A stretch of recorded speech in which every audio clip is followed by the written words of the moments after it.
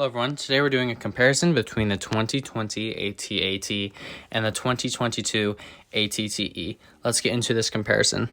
For the 2022 AT-TE, we have three 212 clone troopers, each of which has the bad printing for the helmet and the helmet holes, which personally I don't care about.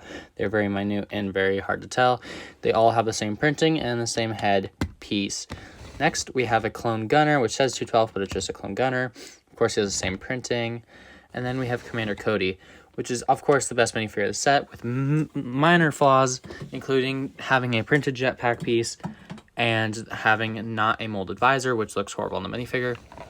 Next, we have three battle droids. For the AT-AT, we have Luke Skywalker in his pilot uniform. We have General Veers in his Hoth uniform, and then we have two pilots and two snowtroopers. Each of the figs has their own unique face print, which looks very good. I don't know if the face prints for the snowtroopers are accurate in this case because I grabbed them out of a different set, but all I know is that each minifigure had different face prints, which is huge for their figures. But overall, I'm going to give it to the 2022 AT-AT because AT-TE, because personally I believe the minifigures are much better and much more you can make an army out of them, and it's much more intriguing to buy more of the set, including my Commander Cody, which in a few years down the line will be worth a lot of money. So yeah, let's get into the side builds. For the AT-TE, we have the Spider Droid, which is very sad that this is a Spider Droid because it should have been a Crab Droid in the set, because in the scene there are tons of Crab Droids and not Spider Droids, which is a shame that they included this in the set. I personally don't mind Spider Droids. They're my first Spider Droids because I got about three of these, so I now have three Spider Droids. But still, it should have been a Crab Droid. Next, for this AT-AT, we have a speeder and a weapon, both of which are really good. The weapon, I guess, the gun, the turret, is very good design, better than the battle pack in my opinion. But the speeder is worse design in my opinion, only by slightly. But this still does give it better than the AT-AT-TE's build, which gives a point to the AT-AT. Next, we have the builds, which this comes down to personal preference, in my opinion, but I'll get into that in a little bit. First, let's take a look at the AT-TE. So first, immediately in the AT-TE, you can see the top seat, it can swivel, you have stud shooters, and then in the front, you can pull this out for one seat for a minifigure. And there's tons of swivel turrets. There's two here. I don't know why that popped off. It usually doesn't. If you give it a little pressure, it's going to pop off, especially in age.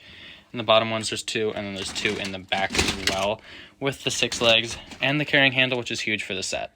The set can open up in a few different places. You can fold this down, lift those up, and turn those aside to fit 5 minifigures and 2 blasters. This one I just added as addition. That isn't actually in the set, but you can fit 2 blasters in there. Next, we have a front section with 2 seats, thermal detonators, and a box. The seats you can take out for better access to put the minifigures inside of and place it right back down. And everything folds up very nicely and is a very good value for $140 in my opinion. Next up, we have the AT-AT, which has the 4 long legs, which move a lot, especially in play. They'll move like tons side to side. That's just a little bit of pressure, and it's already about to fall over. And that's with just 2 years of play. In the front, you can fit 3 minifigures, which the pilots and General Veers. On the sides, you can open them up. You have 2 seats and a spot for the turret on this side and 3 seats on the other side. Swivel it around to see that. There's the 3 seats. And then in the back, there's room for a speeder. And then right here, there's a swivel for Luke Skywalker's pistol to come down to where he can grapple gun up to the AT-AT. With a little spot underneath the AT-AT where Luke can throw in his thermal detonator. Now it comes to the question, which set is better for the value? For $140 or we'll say $160, because this says still recently retired. We don't know if it'd be $160 or $170. For only a $20 difference, there is not much of a value change. I mean, yes, it definitely looks bigger. Don't get me wrong. It's the same length in the body, and it's much taller and has it just looks definitely like it's more money. But personally, I'm going to give it to the AT-TE because the minifigures are much better in my opinion. I feel like you're getting a much better value instead of this for $160. And the only difference between these two sets is about $150 piece count difference, which could literally just be like a Spider Droid and the minifigures, which is not that much. And then maybe a few details on here. But that's not that much of a difference at all between the two sets. So personally, I'm going to give the better value to the ATTE and the better display ability. Well, display ability there comes with a different question. Really depends. The AT-AT looks really good in display, so does this. But for value, best value, I'm giving it to this. Thank you so much for watching. I'll see you all again soon, and goodbye.